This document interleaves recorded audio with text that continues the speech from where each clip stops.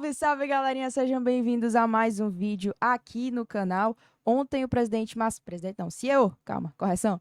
Marcelo Paes concedeu entrevista coletiva, teve muitos pontos polêmicos, teve Vojvoda recusando seleção, off-topics também sobre o caso do Filipinho, também do Bruno Gomes, a gente soube aí também os detalhes sobre o caso do Caio Alexandre, acho que são pontos importantes que o nosso CEO falou, né, de, enfim, coisas que não tinham sido divulgadas até então. Claro que a entrevista teve vários pontos que não dá para destrinchar em vídeo, porque é pouco tempo e muita entrevista, né? Foi 1h30 por aí, né?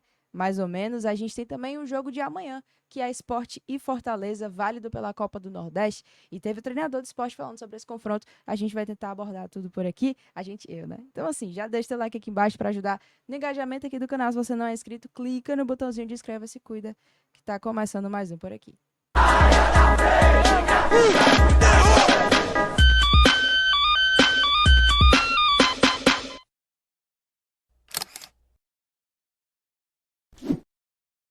Simbora começar com polêmica, né? Com polêmica, o Marcelo Paes concedeu entrevista coletiva na tarde de ontem, bem longa, como eu já falei aqui na introdução. Muita gente ficou naquela de para que essa entrevista coletiva agora, tá no início da temporada, enquanto outros acharam super necessário. Eu acho que coube, sim, essa entrevista coletiva, porque depois de dar errado algumas negociações, surgiu muitas conversas, surgiu boatos, surgiu narrativas, e eu acho que o Paes, como é o chefe, né, do departamento de futebol do Fortaleza, que hoje é a SAF, eu acho que cabia sim ele trazer alguns esclarecimentos, são importantes, né, até para a corneta ser feita direito, né? Não é que esteja isento de críticas, mas que sejam críticas contundentes, né? Entendendo os processos e o que de fato aconteceu. E ele falou sobre a questão do Bruno Gomes, falou sobre a questão do Filipinho, trouxe até um termo pesado, né? Falou sobre mercado prostituído, tentando ali ser didático, né, sobre como o mercado brasileiro hoje é difícil de você contratar jogadores, falou que não dá mais para contar com palavra de jogador, enfim. A gente tem os detalhes no corte que o Anderson Azevedo trouxe, inclusive vou aproveitar que o Anderson postou vários cortes e vou passar uns 2, 3 aqui para a gente desenvolver os assuntos e vamos ver o que o Marcelo Paes falou sobre essa questão do Felipinho e do Bruno Gomes. Aí eu vou fazer isso só para satisfazer uma necessidade, não é por aí, né?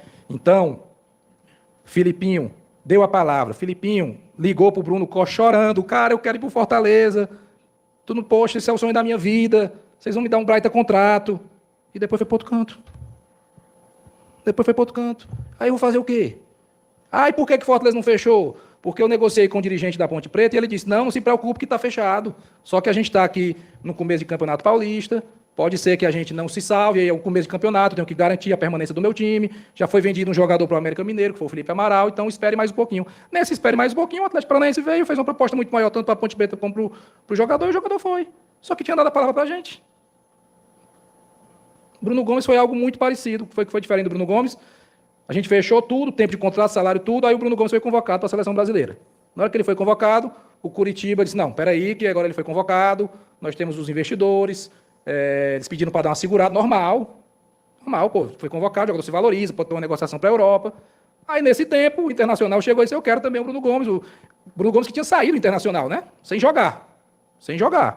Foi vendido para o... Se vocês olharem, talvez ele não deve ter feito 2, 3 jogos, 90 minutos lá no Internacional, na primeira passagem dele.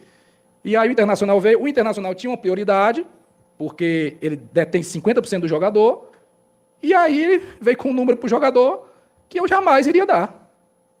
Porque se eu desse, eu estava criando um problema aqui.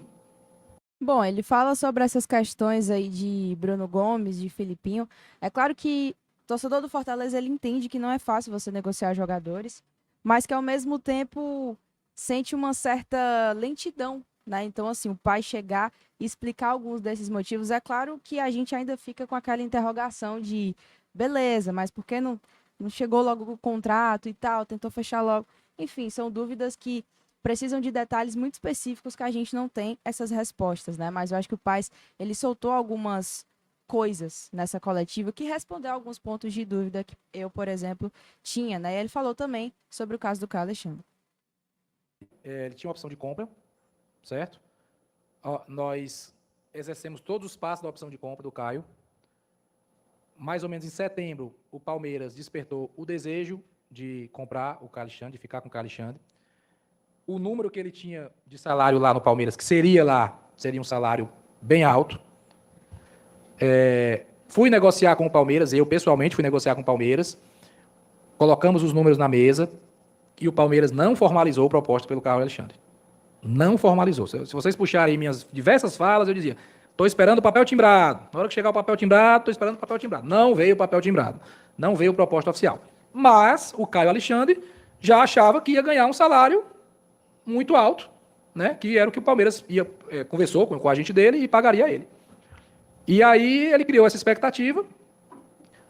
Acredito que ele achou que o Fortaleza dificultou a ida dele para o Palmeiras. E aí ele decidiu que não queria mais jogar no Fortaleza. Decidiu que não queria mais jogar porque o Fortaleza dificultou a ida dele para o Palmeiras e ele queria um contrato do nível do que o Palmeiras pagaria. Criou-se uma situação embaraçosa e o Bahia, sim, fez a proposta para a compra do Carlos Alexandre. Fez a proposta, não sei o que eles acertaram de salário lá, acredito que seja um salário talvez parecido com o que o Palmeiras ia propor. Já não tinha mais ambiente para a permanência dele, porque nós fizemos a proposta de contrato para ele, uma proposta boa, contrato longo, salário e tal, ele não quis, direito dele, e aí ele foi negociado com o Bahia. Aí como foi essa negociação com o Bahia? Nós tínhamos a opção de compra, certo? A opção de compra do Fortaleza, e nós negociamos de tal forma de que nós não precisamos, nós não exercemos a opção de compra no final e tivemos um upside de dinheiro. Quanto foi esse valor? $800 mil. Estou falando aqui pela primeira vez, nunca ninguém... Bom, basicamente ele falou que o Fortaleza tinha a opção de compra, mas não exerceu, né? Tinha um valor ali do novo contrato de empréstimo e já seria um valor abatido se fosse exercer a opção de compra. Então, tecnicamente, o Fortaleza ele não gastou dinheiro investindo no Caio Alexandre, mas ganhou um valor de compensação como se fosse uma vitrine. Foi basicamente isso, né? Enfim, um assunto superado, mas que era um detalhe que não se tinha. E ele também falou sobre esse caso do Vojvoda defendendo uma seleção que depois foi dito que era a seleção chilena, não dito pelo Paz, tá?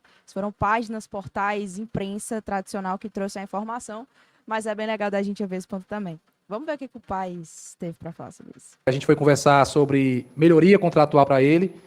E aí eu aproveitei e propus ao agente. Eu digo, não, a melhoria eu já dou, tudo bem. Ele não foi nem pediu, eu dou. Mas vamos logo renovar aí também, né? Vamos botar mais 2 anos. Aí ele botou mais 1 ano. E a gente fez todo o ajuste e mais 1 ano de contrato para ele. Então, resumidamente, foi isso. E mais uma vez, esse cara deu a prova do quanto ele é especial, do quanto ele é honrado, do quanto ele ama o Fortaleza, do quanto ele cumpre com a palavra. Então, tem que valorizar o Vojvoda, gente. Tem que valorizar os caras que estão aqui com a gente. Cara, eu acho isso sensacional, sabe? Porque é um projeto que se visualiza algo grande, né? Mas não algo grande por algo grande.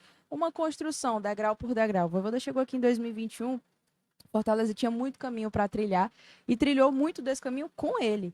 E se acredita que com ele se pode trilhar muito mais e por isso que esse projeto se fortalece tanto, porque é uma via de mão dupla. É o clube para com o técnico para com o clube. Eu acho que a única acomodação que existe é estar fechado com o desafio que é levar o Fortaleza a um lugar mais longe do que o que se imagina. E, bom, isso aqui não é utopia, certo? Porque se você pensa anos atrás, seria loucura falar que a gente está hoje onde nós estamos. E vamos chegar muito mais longe, se Deus quiser. Mas tem também um detalhe importante para a gente falar, porque amanhã tem Copa do Nordeste, tá? Amanhã tem Sport Fortaleza, um clássico aqui nordestino, né? É uma reedição da final de 2022, onde os dois clubes se enfrentaram, né? O Fortaleza enfrentou o Sport lá no primeiro jogo, o Sport enfrentou o Fortaleza aqui. Não vivia uma boa fase, mas pra tu ver, né, cara? Copa do Nordeste, Copa dos Clássicos, muita rivalidade, muita competitividade. Foi difícil a gente ganhar aquele título e com certeza vai ser engraçado ver esse... Engraçado que eu falo não no sentido pejorativo, mas que tem alguns ex-jogadores do Fortaleza hoje defendendo o Sport, né? O caso do Romarinho e Gustavo Coutinho, que foram vendidos, né? E tem também Lucas Lima por lá. Quem mais, meu Deus? Tem outro lá que eu esqueci, né? Mas tem uns 4 jogadores. Ah, Felipe, né? Filipioca, meu Deus. Beijo, ídolo Filipioca. Está lá no Sport. Vai ser um confronto bem interessante da gente observar como é que o Fortaleza vai sair. Um Fortaleza que teve seus momentos difíceis nos últimos jogos, teve uma reação importante num clássico onde começou muito mal. E a gente fica nessa expectativa e curiosidade para saber quem viaja hoje. Vai ter a Aerolá lá no Expresso Tricolor para a gente saber quais são os nomes que vão a Recife.